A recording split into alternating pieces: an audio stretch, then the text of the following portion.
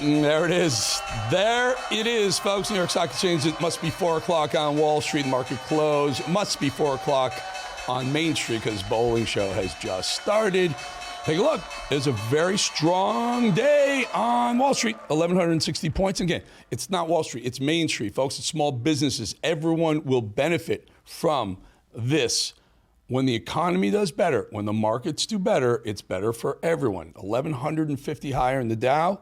NASDAQ up almost 780 points, 4% in the NASDAQ. Again, all good news. Oil up, trickling up, slowly up, 75 cents, 61.75.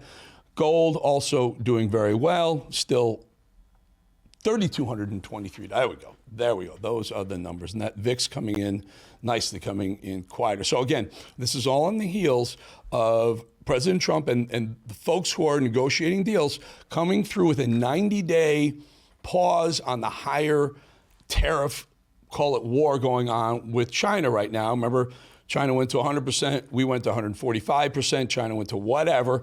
Over the weekend, they decided to cool it off a little bit. Let's bring everything down to 10% unilaterally, both directions, for 90 days. See if they can figure out a permanent deal. So market really, really like that again.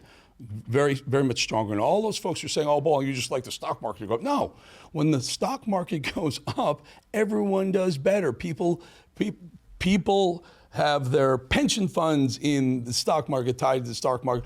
Small businesses are tied to the stock market doing well. When the economy's tanking and the markets are tanking, people don't spend. That puts a damper on spending in the markets. All right. We have a deputy press secretary standing by on the way in, but let's go to Brian Glenn first, who's standing by at the White House to give us a sense of all the things that are going. Very, very busy day at the White House this morning. Brian, do we have you? Hey, good afternoon. Good afternoon.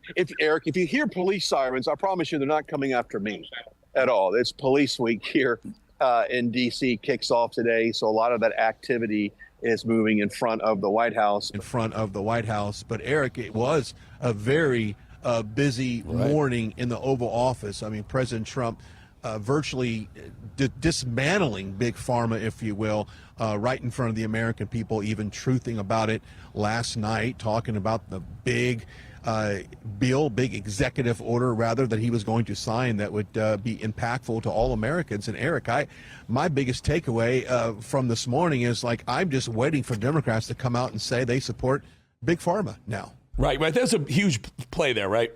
So Trump says, look, we did this. In fact, he called on the truth before he announced what the deal was with Pharma.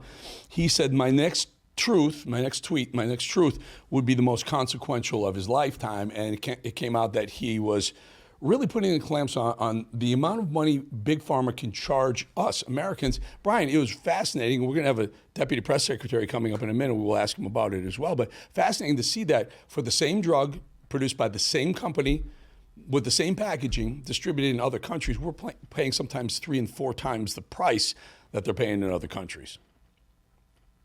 Yeah. How many times have we all asked that question with a lot of goods? I'll start with gasoline.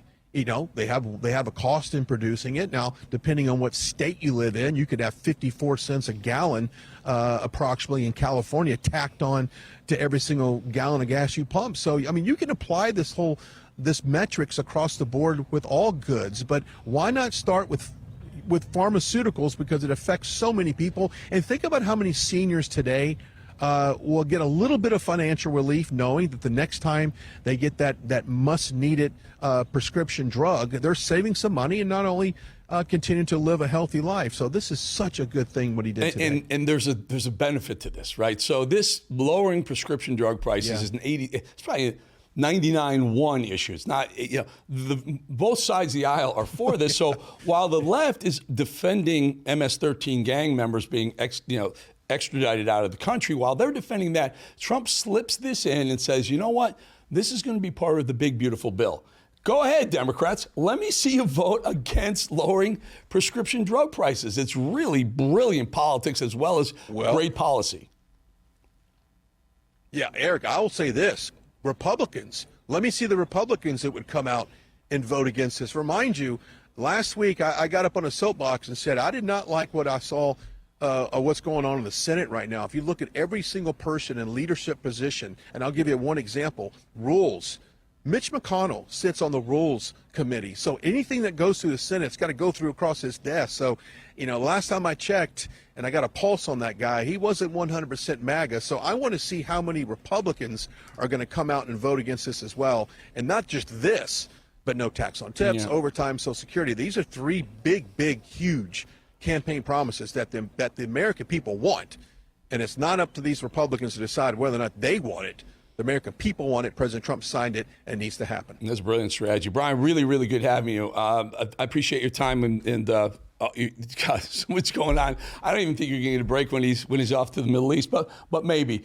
Brian Glenn, everyone, thank you so much.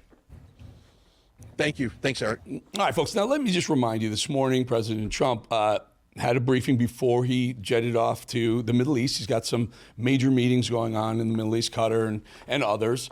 But before he did, he announced a couple of initiatives. One of them was the prescription drug price decrease, and we'll show you how he phrased it this morning. Take a look.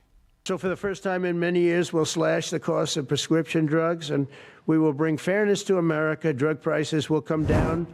Yeah, and then he went further, and he kept going on this, and this was really fascinating. I'm listening to this while I'm driving in the car. I'm like, wow, he's really explaining it to the American people in the way that no one else really can. He's got such a way with articulation, especially when you're trying to tell people exactly why this affects everyone, not just Big Pharma. Take a listen to how he explains the big fat shot drug. A friend of mine who's a businessman, very, very, very top guy. Most of you would have heard of him. A highly neurotic, brilliant businessman, seriously overweight, and he takes the fat shot drug. President, could I ask you a question? What? I'm in London, and I just paid for this damn fat drug I take. I said, it's not working. He said, I just paid $88. And in New York, I pay $1,300. What the hell is going on? He's right. It's 100% right. Yeah, the fat drug got it, but every single drug. Let's bring in White House Deputy Press Secretary Kush decided to give us a little bit more insight. As Kush, what a great morning for the administration. Let's just start on that. This is such a long time coming. The policy is lowering drug prices for everyone. Everyone's got to jump on board. That's a 99-1 issue, not a 50-50, not an 80-20. I love what he's doing, though. He's putting it in so that he can get his bill passed. Tell us how that's going to work. Correct. Look, the reality is that right now Americans are about 5% of the world's population, and yet we pay about 75% of the research and development cost of new prescription drugs. So we are the everyday American is essentially subsidizing the pharmaceutical industry for the rest of the world. And I'm not just talking about, developing countries in Africa or whatnot, but we are essentially subsidizing drug costs for wealthy nations like Germany, like France, like Japan, like Switzerland. And that's just something that this president is not going to tolerate. I mean, he's always put Americans and America first. And today's executive order represents the president's commitment to, again, making sure that Americans get the price relief they deserve on these drugs, where Americans are paying several times as much for the same exact drug that is made in the same exact facility, sometimes in the same exact packaging, that people in other countries and just as wealthy countries in the United States are paying, a fraction of the price for. These are developed nations, as you point out, Kush. You're 100% right. And I've been doing this a long time. The pharma oligarchs, the dictators, the pharma dictators, they know they've got a captive audience. They can charge what they want, and they know they're charging America. They're raping Americans, so to speak, proverbially, financially. But they keep saying R&D, and R&D happens in America because R&D, well, so what? The R&D that happens in America benefits every single user of that drug, whether they're American, Chinese, Brazilian, or other. Trump said it today. It's time for other people to share in the R&D costs. And really, a long time coming. I just wonder, it's so common sense, so logical, what took so long, not for Trump, but for other politicians. No, and that's exactly right. I mean, look, obviously, I think the pharmaceutical industry doesn't necessarily like this, but the thing is that this isn't necessarily anti-pharmaceutical industry. It's more that, again, we're asking other countries to pay their fair share here. So it's not just, they're not just free riding off the back of everyday Americans and American taxpayers here. And, as to why politicians, Democrats have talked about this for years, for decades in some cases, and why they have never bothered to do this. I mean, that's really, it's shocking that, it took this long to finally get a president who actually who's not owned by the pharmaceutical or any other industry, but a president who only cares about the American people and what's best for the American people. And that's exactly what we got after this past election here. Yeah, Kush, can you tell us the other topic that came up this morning? This jet. So the Qatar government is going to, I guess, give or loan Trump a $400 million jet. A lot of the reporters in the room were skeptical. They want to know why they did that. I mean, you and I both know why they did it, because Boeing is incapable of delivering Air Force One that Trump ordered, 8 years ago or so, 7 years ago or so. So talk to us a little bit about that jet, he at one point he said he was going to put it in the Trump library. I think reporters were pushing back. Is there a decision on what happens? What's the time frame on having that jet? Who gets it when they're done with, when Air Force One's delivered?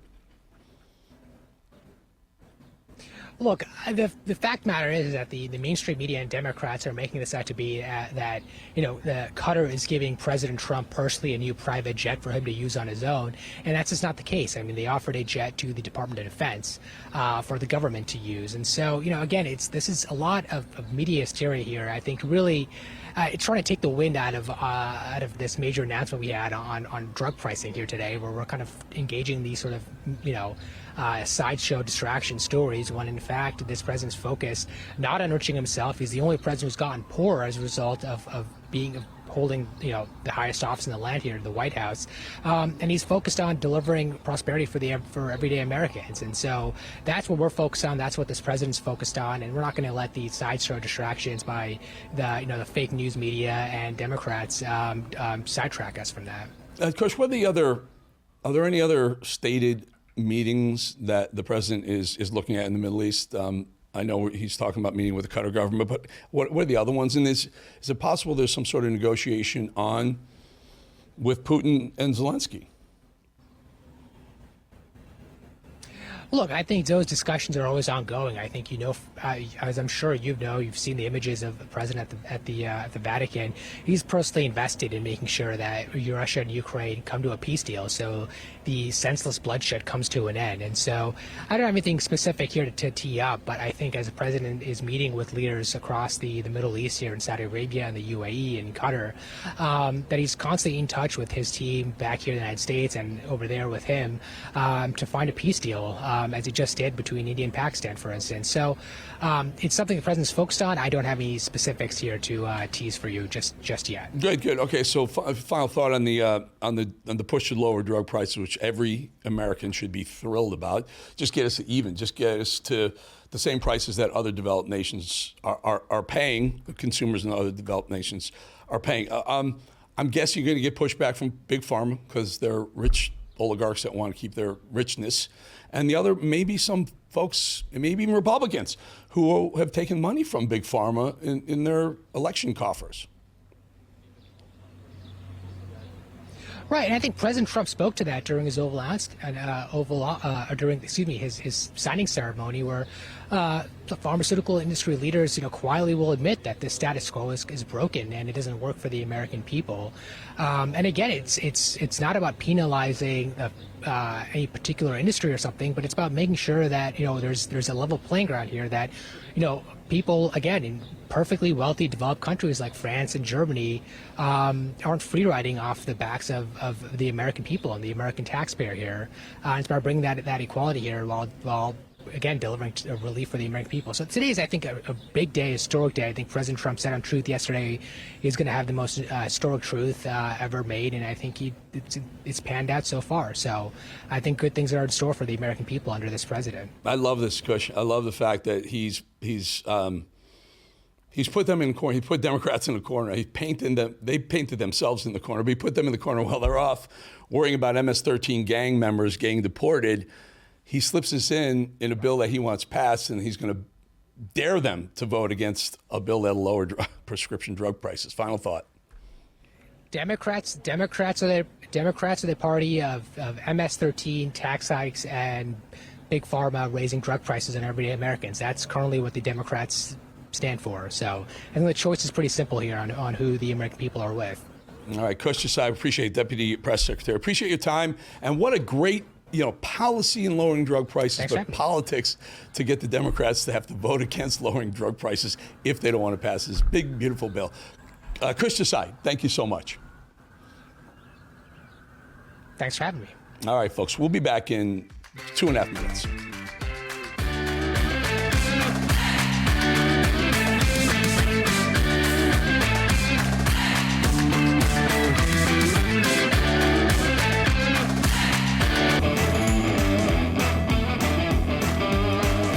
All right, let's get on that Voice of God. Parker, you have Voice of God ready to go? I am here, right here with you. Well, so, and what you're looking at right now is Kansas City. Now, if you look really closely in the distance there, you're going to see a crying Chiefs fan way back behind the fountain. Yeah. Is it just one? Yeah, there's a couple. Is it Taylor Swift by chance? It's Taylor Swift's close friends and family, along with Travis's close friends and family, all sobbing. Is Travis throwing a big party in that building right there? Yeah, exactly. He likes to party. Exactly. He likes to party. Thank you, Parker.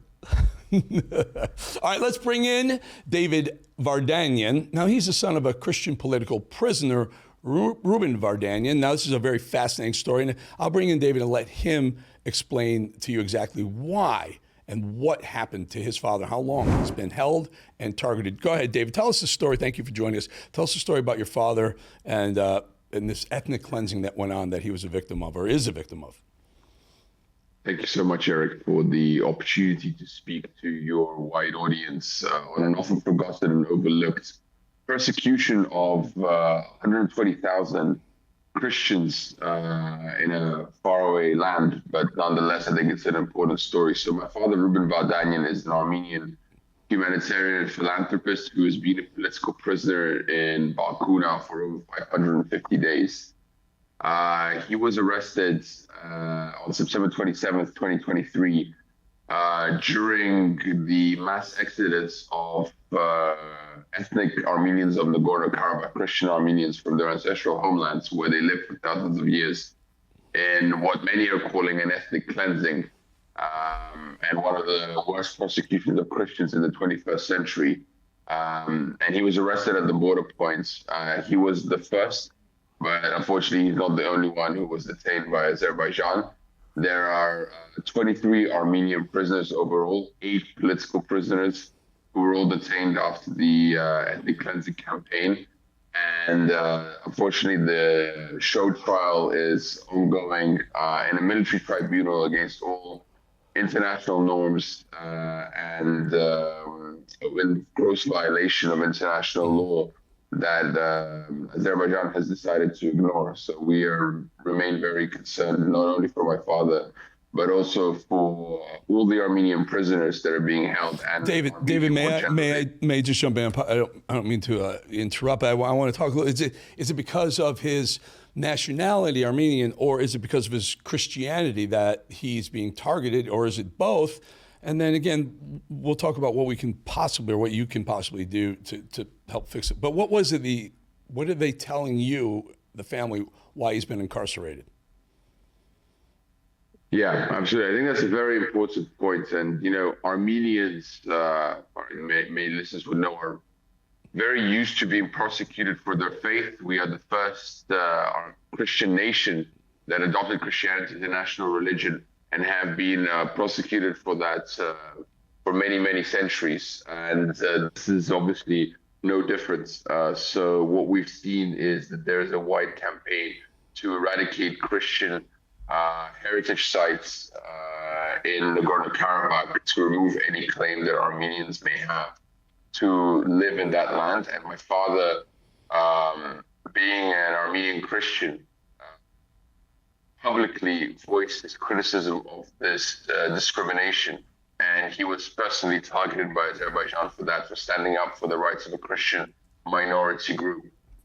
actually, but just before Azerbaijan can aim any kind of more false accusations against my father, my father not only funded the restoration of Christian monasteries, he actually funded the restoration of a Shia mosque in the region as well, because he believed that it was important to respect all religions. Unfortunately, we are not seeing the same done by the other side. So I'm wondering. Okay, so it seems primarily because of his Christianity, and Christians are being persecuted around the world. But maybe Americans don't really understand or take religious freedom for granted. Would that be an accurate statement? And then the follow-up would be: is there a way American or someone in our country could help? Because it is focusing on Christianity, which I think somewhere around 75 or 80% of this country has some form of Christian tie as far as their religious beliefs. Absolutely. And I think you raise a very important point that in general, we as human beings don't appreciate, especially in the free world, some of the privileges that we have, one of which is religious freedom and the ability to practice our faith, the faith of our parents, of our ancestors, without fear of prosecution. Unfortunately, the same cannot be said for Armenians. And as you know, Armenians suffered the first genocide of the 20th century, in large part because of their Christian faith and their difference in the Ottoman Empire. So I think it's just very important for American listeners to understand that, unfortunately, people around the world, such as Armenians in Nagorno-Karabakh, do not have the same privileges that Americans have.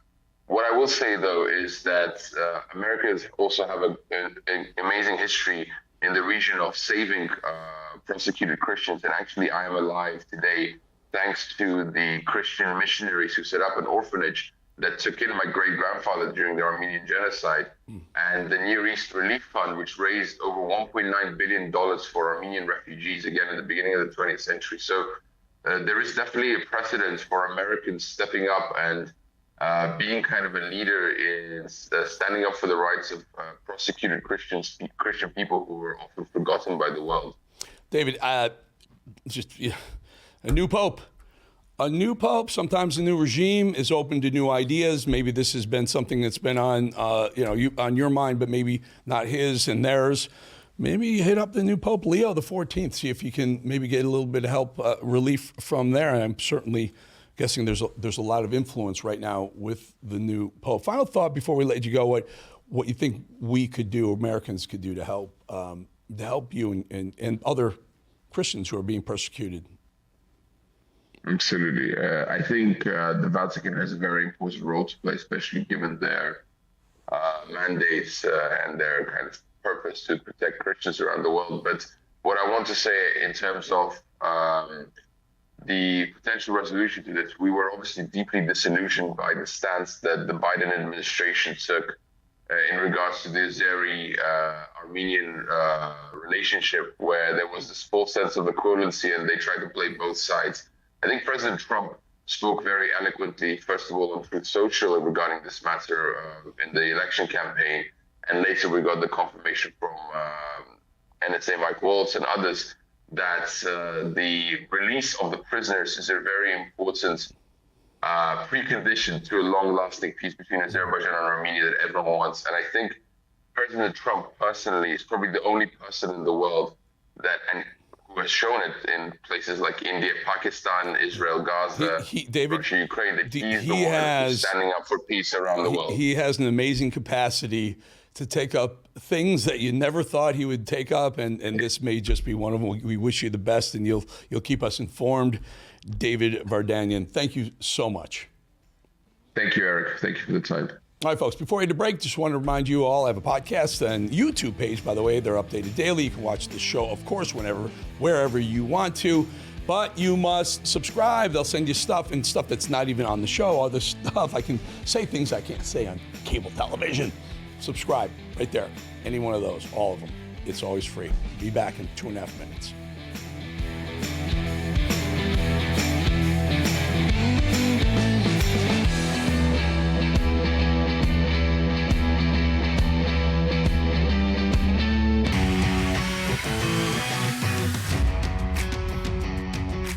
Look at that, Breckenridge, Colorado. I think, Parker, you're from the great state of Colorado. Right. That's right. That's the hometown right there. Oh, Westminster, Colorado. That's where I was born and raised. That is beautiful. That is just gorgeous. Breckenridge is such a beautiful ski resort as well. I've been to that. I've been to most of them. Aspen, Vail, Breckenridge.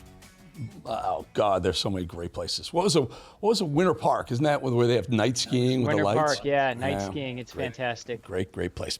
All right, folks, what happens over the course of a weekend in America says a lot about the state of the country and where we're headed under Joe Biden's sad presidency. We used to wake up to higher prices for everything, maybe a shortage of baby formula, a record number of shootings in our blue-run cities, another record for illegal border crossings being broken month after month, and images of Joe Biden marking all of it with yet another trip to the beach in Delaware to relax after a hard week of naps and ice cream.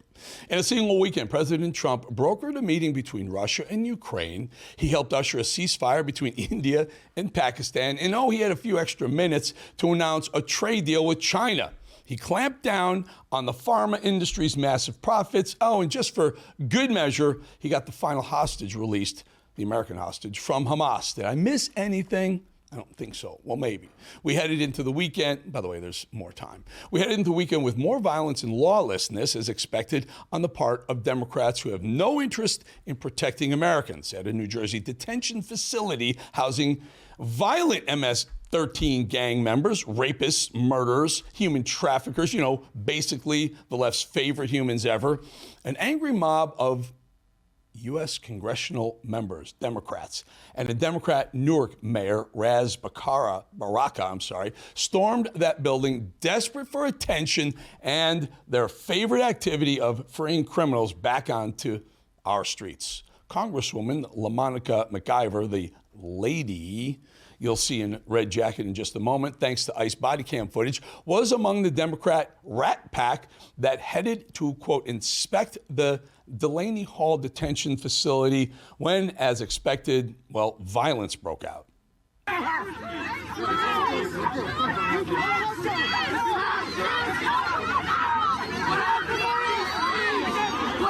Well, that would be a CNN mostly peaceful, but more mostly peaceful, please. And God shut down the Senate. We are at war. She seems nice. This is what we're up against. Violent Democrats trying to make a name for themselves. That mayor is up for re-election. No one ever knew his name. And AOC, who's very busy not doing anything at all for her own constituents in New York, just can't help herself. Had to get involved and defend her comrades threatening who? Tom Homan and Trump. You lay a finger on someone, on Representative Bonnie Watson-Coleman, on Representative, or any of the representatives that were there, you lay a finger on them, we are going to have a problem. Is that a threat? Kind of sounded like a threat to me. Sounds kind of insurrection-y, especially coming from someone who wasn't even in the Capitol building on January 6th and still felt that her life was being threatened. She actually thought she was going to be raped and murdered from across the street. AOC did during January 6th. Democrats love violence. They love doing the violence and they love defending the violence. And then they have the media that they own. Well, they help defend the Democrats defending violence too. Mayor Baraka was arrested by DHS this afternoon while he was protesting outside of a New Jersey jail recently converted into an ICE detention center. Protesting, Nicole? Protesting? He broke into the place, sure. But what else was he doing, Nicole? He busted into an ICE facility. That's against the law. He elbowed and assaulted law enforcement officers, Nicole. He violated federal law, Nicole. Mostly peaceful. Nice try, Nicole. Hope they paid you well for that propaganda garbage, Nicole. So that's how we went into the weekend. Predictably, with the leftist violence and lawbreaking, with a smattering of leftist media defense mode. And how do we come out of the weekend? Well, with more promises kept. This is how. So for the first time in many years, we'll slash the cost of prescription drugs, and We will bring fairness to America. Drug prices will come down. So how long exactly until we see Democrats cry about lower drug prices? How long until we see them add pharma company logos to their online profiles, right next to the Ukrainian flags, the Palestinian flags, and the pride flags? And they'll cry about it, but only because they couldn't do it themselves. Right, Bernie Sanders? Margaret, let me make a campaign promise to you, and you can repeat this, play this tape over if I'm elected president. And that is, if I am elected president, I'm going to cut prescription drug costs in this country by 50%. No, I'm going to play it over and over to the millionaires and billionaires. He must be so angry on his private jet right now, on his way to fight the oligarchy tour he's so happily part of. And today, RFK Jr. called out his kind and every single other member of Congress who's made these promises but then did nothing because they themselves benefited too much from those big pharma dollars. This was the fulcrum of Bernie Sanders' runs for presidency, that he was going to eliminate this discrepancy between Europe and the United States. Congress is controlled in so many ways by the pharmaceutical industry. There's at least one pharmaceutical lobbyist for every congressman, every senator in Capitol Hill, and every member of the Supreme Court. That's it. There's one pharmaceutical lobbyist for every member of Congress. It's insane. And look at that. In the White House, just over 100 days, and here we are. This is what candidates have only talked about over and over and over again on debate stages, in interviews for decades. As you saw, it was a promise Bernie Sanders insisted on, but America rightfully didn't believe him. And now, because of Trump, it's a reality. It even produced what I already know is one of the most entertaining moments. Absolutely awesome. Watch. A friend of mine who's a businessman, very, very, very top guy. Most of you would have heard of him. A highly neurotic, brilliant businessman, seriously overweight, and he takes the fat shot drug. President, could I ask you a question? What? I'm in London, and I just paid for this damn fat drug I take. I said, it's not working. He said, I just paid $88, and in New York I pay $1,300. What the hell is going on? Fat shot drug. By the way, he tells his friend, it's not working. That was absolutely amazing. Never disappoints Trump. But that's the point, isn't it? That drugs that are so expensive here in America are so cheap in Europe. And why should we foot yet another bill on behalf of a continent that continues to take advantage of us and mocks us every day? We pay for their defense. We pay for their vacations. We foot the bill for a war only they are interested in continuing. And America, well, we're done with it. This is not a good Monday for the left. Ironically, it's a great Monday for America, though. But it leaves Democrats sad and weepy to admit how good it is for America. And I know that the folks over at CNN are pained to have to point out all of our winning. We have had a lot of news this weekend, a lot of developments for the Trump White House.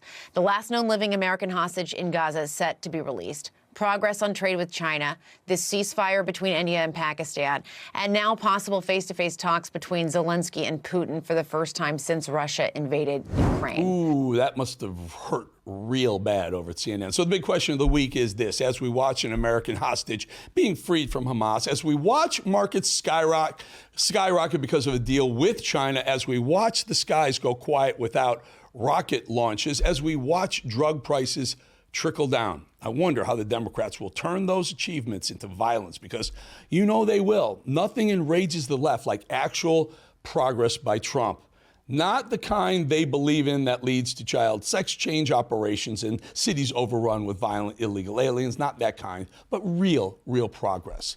It's only Monday. Buckle up and watch the left somehow turn these wins into losses. Watch them wake up each day and choose violence. Watch how angry America winning actually makes them and see their true colors shine right through.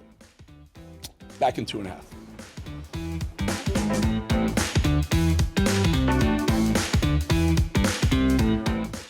All right, Kamala is not doing herself any favors as she looks to beat that, that drunken wine, those allegations about her. She's a little bit, likes to be a little tipsy once in a while. She kind of gets wordy, salady, and slurry. Well, the former VP slurs and babbles more than anyone, and a clip from over the weekend really made me ask myself if she's truly been drunk this entire time. Tell me if I'm wrong. And I was just telling somebody recently who didn't know, we performed Free to Be You and Me. When I sang about my friend William, who was 5 years old and wanted a doll to hug and hold, I could sing the whole thing. I think you should sing some now. I think Kamala made it through last call. I think she stuck around a little too long. For some reason, I get the sense that the Democrats think yelling and screaming, really volume up in general, is a tool that helps them get their points across.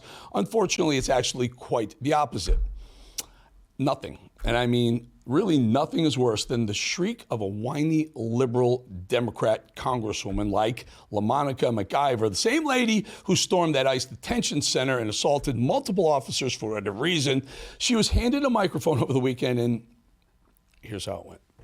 We will not take this. We will fight back. Fight back. Fight back. And as I close out, because I know we've been out here for a long time, and God shut down the Senate. We are at war. Anytime a person can pay $250 million into a campaign and they be given full access to the Department of Treasury of the United States of America, we are at war. Wow. Is that good? Was that raises her Q score? Man, by the way, they're defending MS-13 gang members while Trump, literally simultaneously, Trump is lowering pharmaceutical prices, drug prices for every American. Well, I mentioned that MacGyver, that woman right there, stormed an ICE facility and assaulted several officers. Well, here's AOC somehow defending all of those lunatics, the ridiculous behavior over the weekend. Watch. Recently, what they said is that DHS is allegedly looking into arresting members of Congress who were showing up for their legal and constitutional obligation to conduct oversight. If anyone's breaking the law in this situation, it's not members of Congress, it's the Department of Homeland Security. It's people like Tom Homan and Secretary Kristi Noem. Yeah, I think so. You're threatening Trump, Homan, and Kristi Noem? Really? AOC, little AOC? You can't break the law. You can't assault police officers. I don't care if you're members of Congress. You're not above the law. Remember? No one's above the law. Tish James. This next one I found very interesting. Al Sharpton, remember him? Had an aha moment while he was sitting during a segment on MSNBC. He thinks it's absolutely insane for Trump to allow white South African farmers to seek refuge in the United States. Of course, Sharpton listed his reasons. These people are unvetted, possibly criminal, and could be running away from a life of crime in South Africa. I don't know. Doesn't that sound a little familiar, like MS-13 gang members? But hey, listen to Al put it his way. Now, you contrast that at the same time, the New York Times is saying that President Trump is saying to white Afrikaners from South Africa, I'll give you refugee status. So we're bringing in white Afrikaners who we don't know if they're criminal. We don't know this, what they went through in the legal process in South Africa. Sounds like the pot calling the kettle white, so to speak. I don't know, one quick one right here. People in Minnesota really do not like Tampon Tim Walz. Well, take a look. Tampon Tim wanted to go to some fishing tournament or something. Guy's an absolute moron. He gets heckled from the boat. Listen. We want a governor who really respects us as Minnesotans and doesn't think we're Nazis and evil and doesn't think that white people are filthy and all that. We need a governor who's from Minnesota, actually, not Nebraska. Oh, he dropped it. Did the hook prick your finger, Jimmy? Did he hook himself on a fish? Governor, are you all right? Are you bleeding? Do you need a tampon? It'll stop the bleeding. Do you need a tampon, sir? It'll stop the bleeding. Do you need a tampon, sir? Ladies, to the rescue. Please help our governor. So Tampon Tim says he's a hunter, can't load his own shotgun, says he's a fisherman, hooks himself, starts bleeding, can't find a tampon, you should just go into the boys' restrooms in your state, tampon, Timmy. We'll be back in 2.5 with Bannon.